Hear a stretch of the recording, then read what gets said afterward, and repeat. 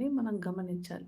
అయితే చూడండి ప్రభు ఆ మిర్రర్స్‌ని చాలా జాగ్రత్తగా ఉండమని చెప్తున్నాడు. ఎందుకంటే ఆ మిర్రర్‌లో మనల్ని మనం చూసుకోవడం ద్వారా మనం కనిపియకపోగా సాతాను కనిపిస్తుంటాడు. అక్కల నుంచి సాతాను చూస్తుంటాడు మనల్ని. మనమేమో మనం అనుకుంటుంటాం మన ఫేస్‌లోనే సాతాను ఉంటాడన్నట్టు. కాబట్టి ah, don't look into your mirrors too often దాన్నంతగా చూడాల్సిన అవసరం లేదు.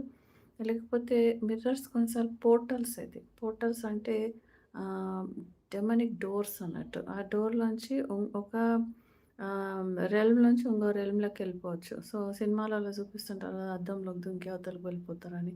సో, ఇంకో లోకంలోకి వెళ్ళిపోయినట్టు అలా కూడా కొన్నిసార్లు జరుగుతది. కాబట్టి ఇంగ్లీష్ మూవీస్‌లో కూడా చాలా మటుకు అలాంటివి చూపిస్తుంటారు. లేకపోతే అద్దం చూసుకుంటుంటే వెనక దురాత్మ ఉన్నట్టు, ఏదో డీమన్ ఉన్నట్టు వాళ్ళు భయపడడం. సో, ఇట్లాంటివి కూడా చాలా ఉంటాయి. కాబట్టి అద్దం రిలేటెడ్